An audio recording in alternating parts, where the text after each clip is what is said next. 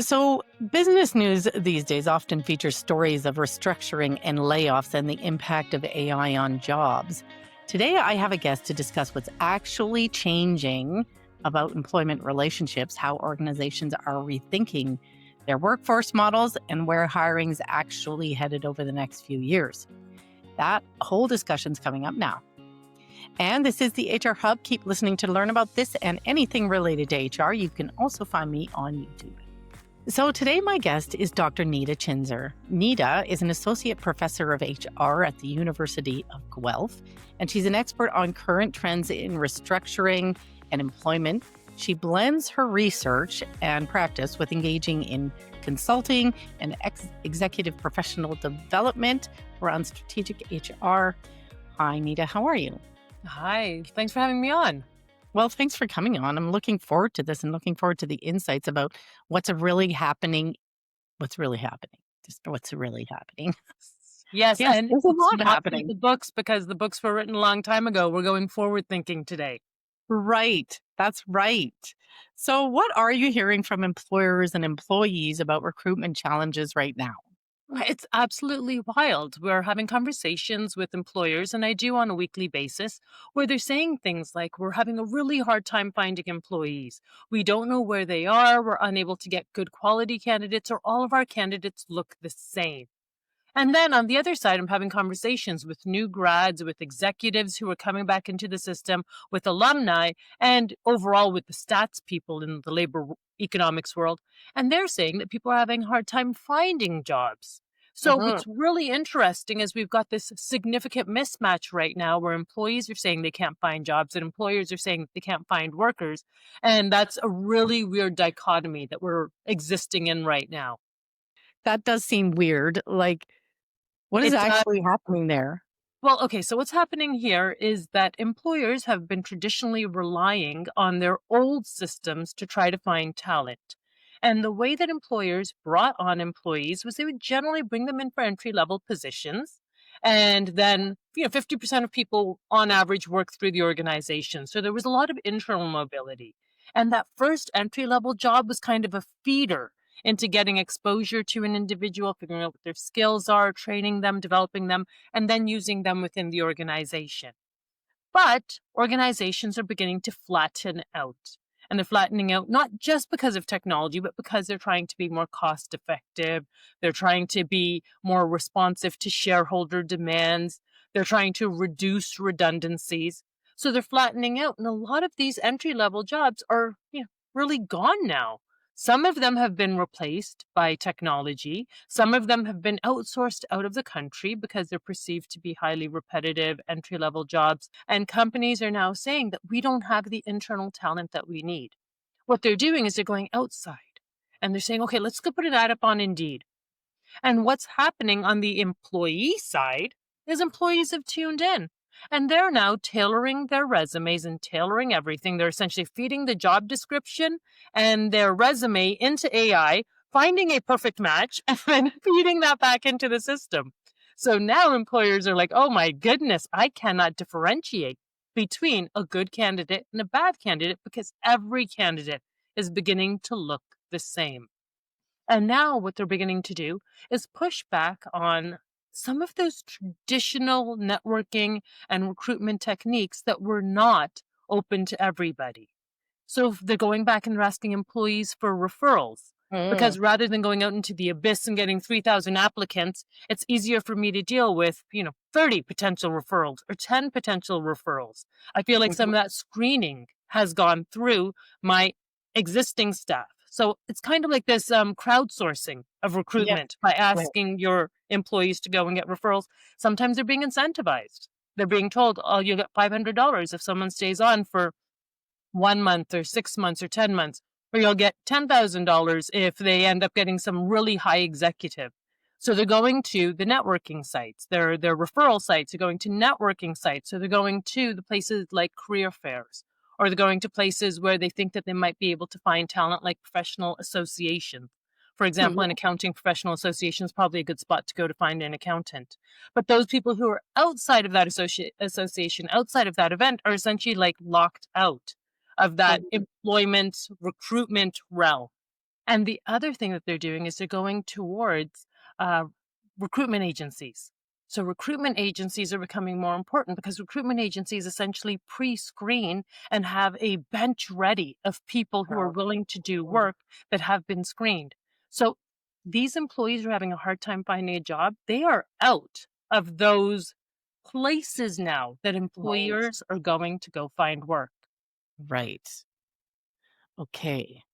So that's part of the discussion today. And I think we're going to come back to uh, some of those topics because I do want to dig into some of those more. But I also want to talk about the other side of it, w- which is creating people who need to have jobs or who are looking for jobs. It's the whole restructuring piece. When you look at how organizations are restructuring right now, I'm like so fascinated by this. What patterns do you see? Yeah. I'm seeing the same patterns others are seeing, Okay. and in the sense that there is a delayering happening. So there has been a reduction of middle management, and part of that was for redundancies. Part of that is because middle management is perceived to be like not adding as much value as the other organizational members. We're also Mhm. seeing a lot of outsourcing happening. So that is something that is Yeah. part of the global phenomenon. And we've been seeing that happen for some time, but it is now tech enabled outsourcing. I recently had a really interesting conversation with a grocery store. And the grocery store traditionally moved away from, 16 different front desk clerks or clerks that were Oh, doing the cashier jobs to these self checkouts. And I mhm. don't know about you, but I generally hate self checkouts because I'm like, now you're downshifting that job to me as the consumer, and I got to figure out what the banana code is, right? And I got to figure out how to scan this off. So they're Memorized, have it memorized. yeah, right. So they're downshifting the work to us, but then they realize that they could also, one person who's walking around helping you. There was one company that also realized that rather than one person walking around, maybe I could put a little iPad looking feature up. Oh, And when you need help, you push a button and somebody shows up. And that person was actually someone from Bangladesh who showed up and said, what is your issue? Or my issue is I don't know, are these Granny Smith apples or are they Macintosh apples? Oh, those look like Granny Smith. The code would be 7235, whatever the code is. And that issue was resolved. Well, people domestically were having a problem with that. They said, now you got rid of those 18 or 16 cashiers. You put in 3 help desk people. Now you're getting rid of the help desk people and you're actually outsourcing that to a different country. And we're really upset about this. Now, the company, of course, is focused on hyper efficiency. So they mhm, say when I had one person, maybe they were being used for 15 minutes of the hour or 20 minutes of the hour. But now that I can outsource this to another country, not only am I paying lower labor costs, but they're more efficient because when they're not being used on the site in New York, they're being used on a site in California. They could be mhm. used anywhere. So there Yes. was this yin yang that happened. And that's an example of how this restructuring is coming from a very complicated place where Mhm, employers are trying to build in hyper efficiencies and employees are looking for job security. And mhm. unfortunately, that's not the truth of what's being offered to employees today. So, if we got to advance the conversation today on anything, it would be to employees to get them to think about taking control of their own job security because the concept that employers are going to provide that, I think, is completely outdated. And in the next 10 years, it will be it will not occur. You'll be in charge of your own careers. You'll be in charge of your own risks, and looking to employers for help for that is just an unrealistic expectation in the short to medium term future, in my opinion. You're accepting the reality, and I'm not sure I do, but the way that, and because I'm consulting, I do it all the time of separating, like separations and letting people go, and the impact it has on people is just huge. But I think Um it's so naive. It's so naive to think that companies are not going to engage in job loss because we're demanding job security. Companies are going to engage in job loss. Like that is the baseline truth now. Mhm, And either you could be receptive and prepared for it, or you could mhm, be resistant. But the end outcome is still the same for you. So why not engage in the practices that are going to help you get employed? mhm. It just becomes, your job is not your job though. So your job is, you have to go to work, 8 hours a day. but then you have to go to work to make sure you're employable later, Yeah. another couple hours a day. But I would rather have that than have people who know that their job is gonna come to an end, or feel that there might be some level of job insecurity and spend hours a day invested in stress and not properly coping, Mhm, rather than spending hours a day in stress, spend hours a day in building and mhm. Yeah, networking and meeting people and showcasing your skills and advertising yourself. You'll feel better and you'll be in a better position. So it's almost like unlocking, and it's tough because it does come across as a tough conversation. Unlocking this idea that I'm the victim of job loss. So job loss is natural to everybody right now. There's yeah, no job that's safe from job loss. yeah. So what can I do to take care of what's in my control?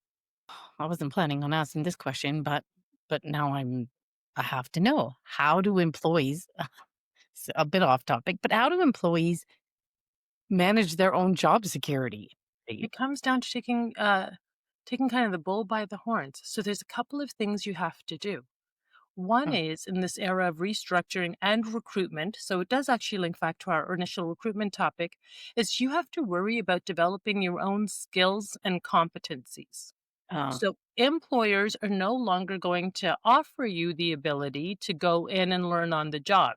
There's this perception that we can go to places that offer micro credentials or get some training on something, but we have to demonstrate that skill or that responsibility. And no longer are employees really bringing us and using these entry level jobs as training grounds for us, right? That's mhm. not being offered much anymore, and it won't Oh, be in the future.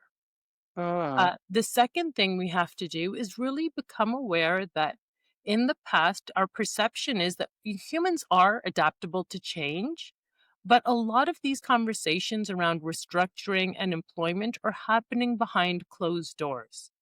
So it becomes a sudden change. To mm, them, it's not new. To them, they're having these conversations for a couple of months. We've had a decline. We lost a customer. Our competitor is doing this.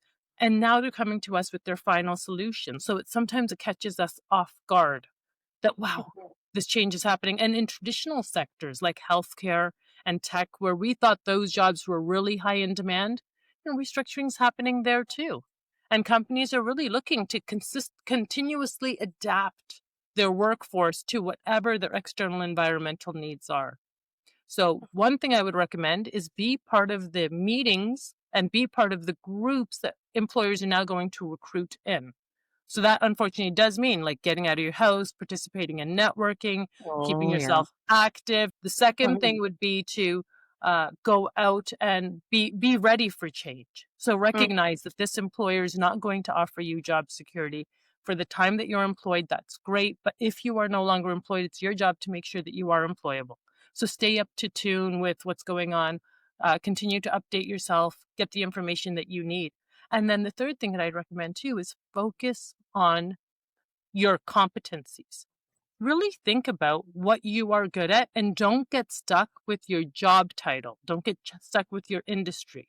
And more employers are recruiting for people who are demonstrating the ability to learn.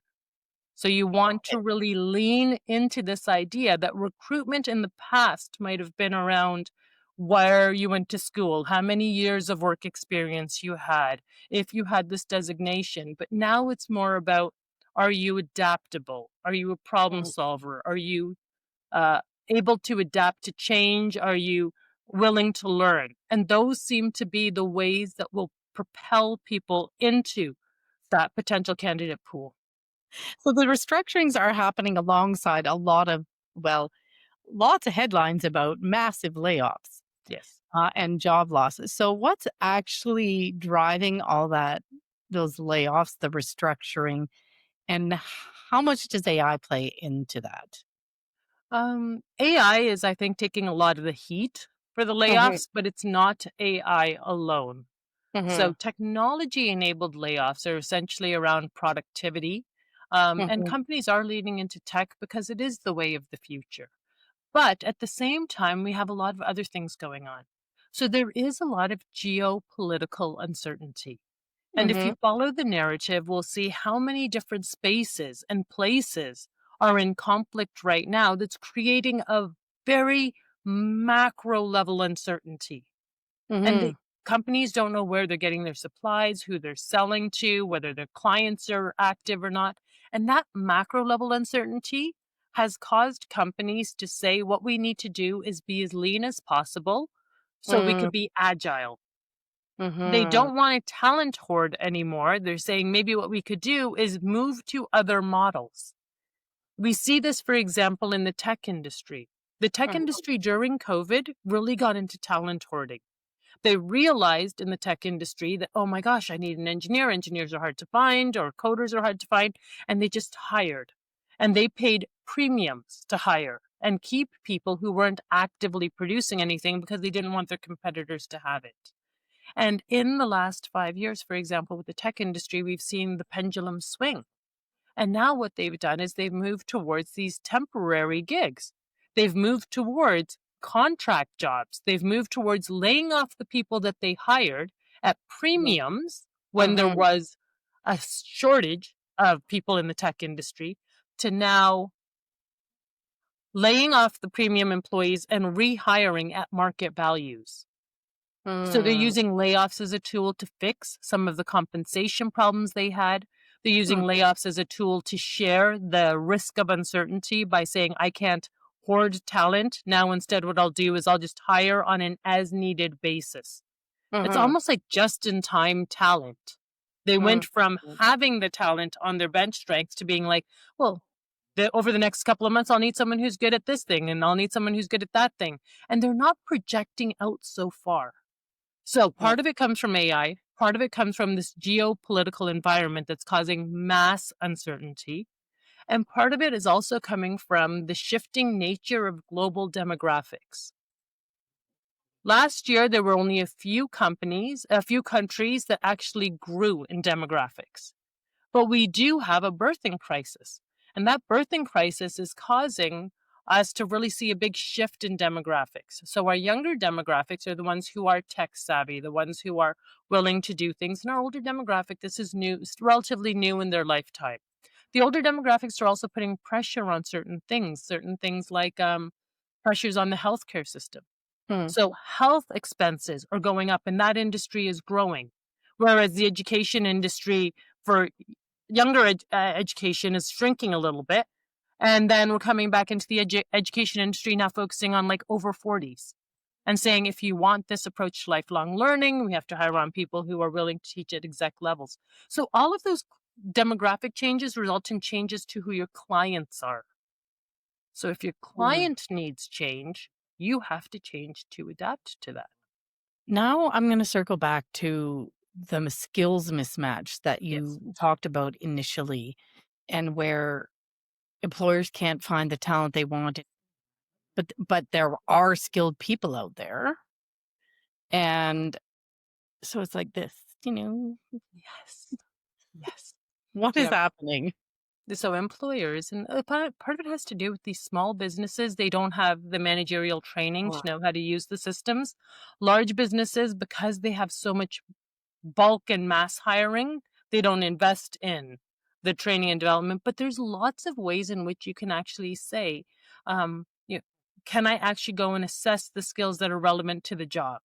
For example, if someone wants to assess your risk assessment, there are interesting games that you can play to actually try to determine how risky mm, someone is. yes, And it yeah, could be games like there's a balloon popping game.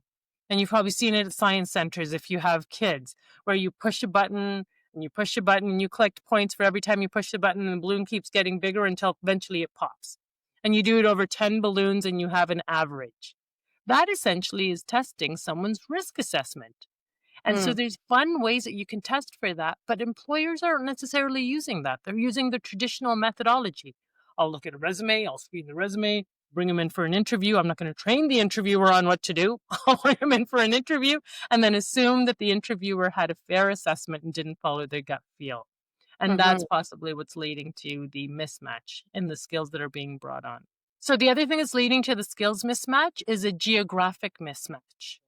So the skills that you need might not necessarily be in the area in which you need them geographically.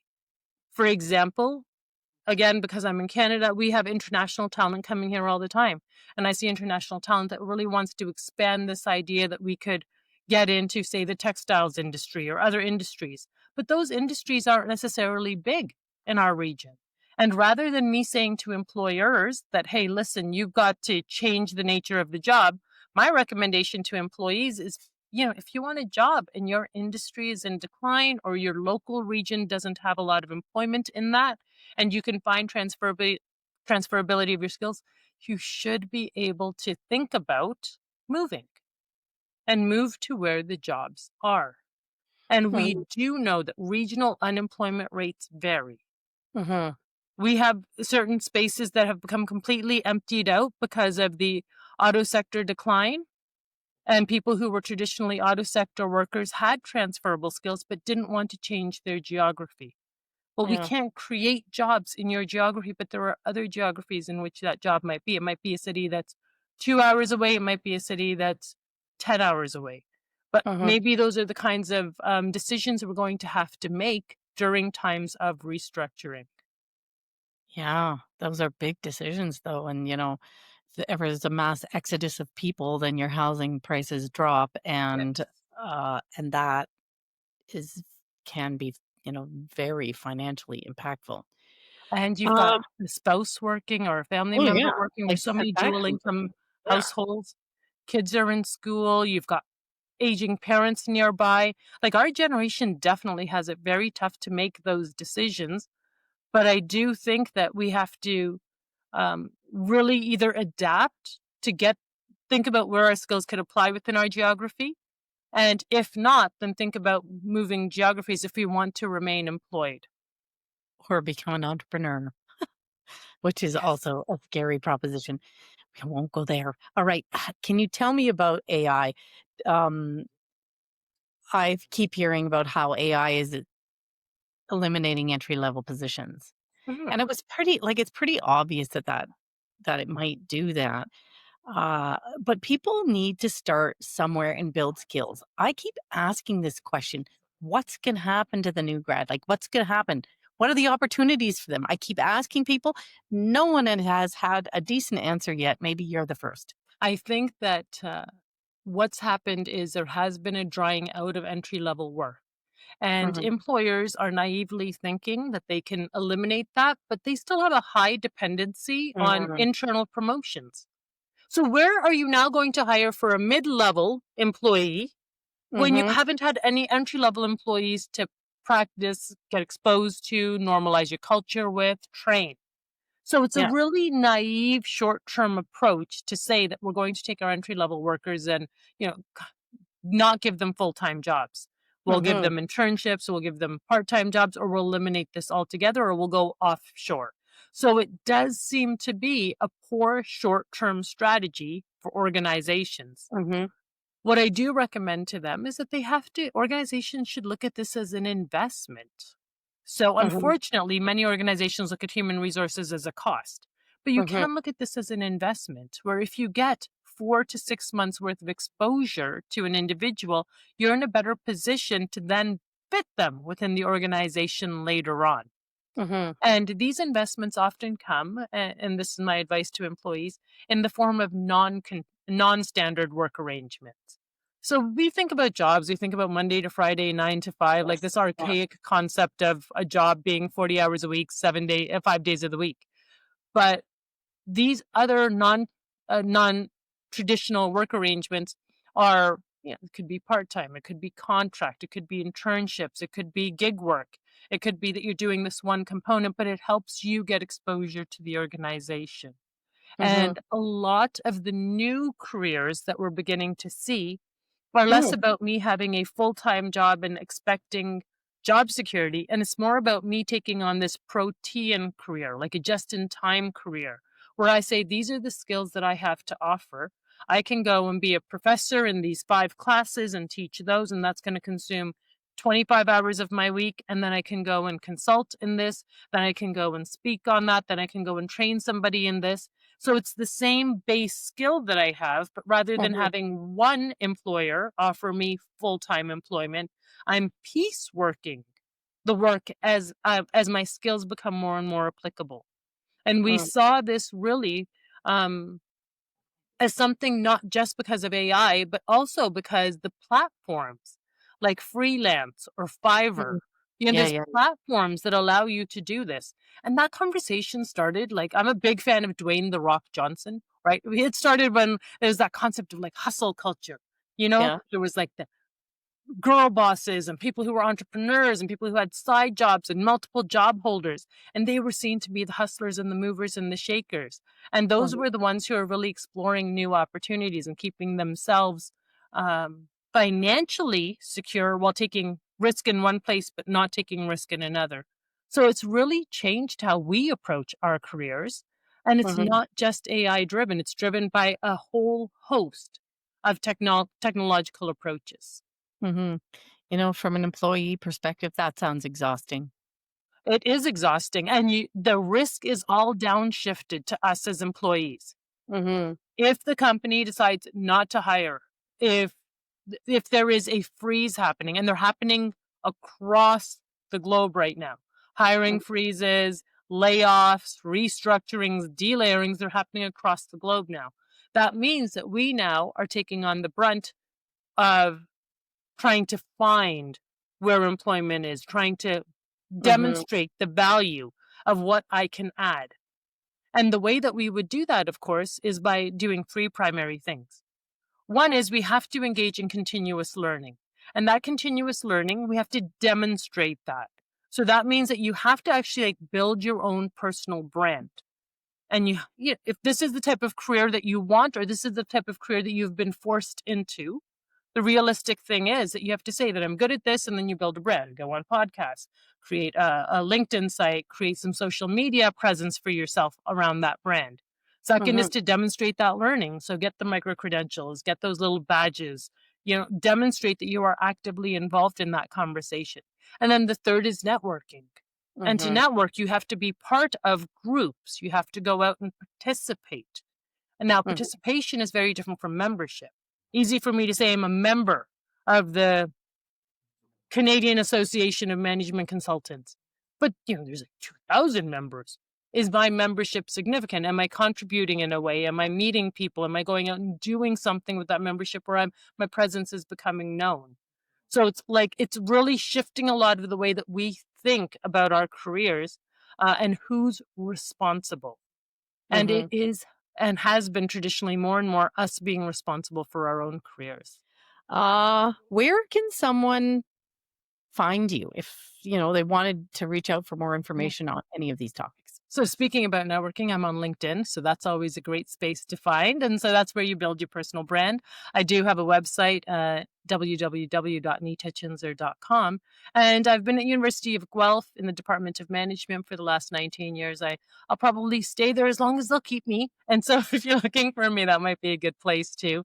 A lot of Oh. my work is global and focused on executive decision making, but I do Mhm. help individuals who are trying to reapproach their careers as well, because it is definitely a huge mindset shift.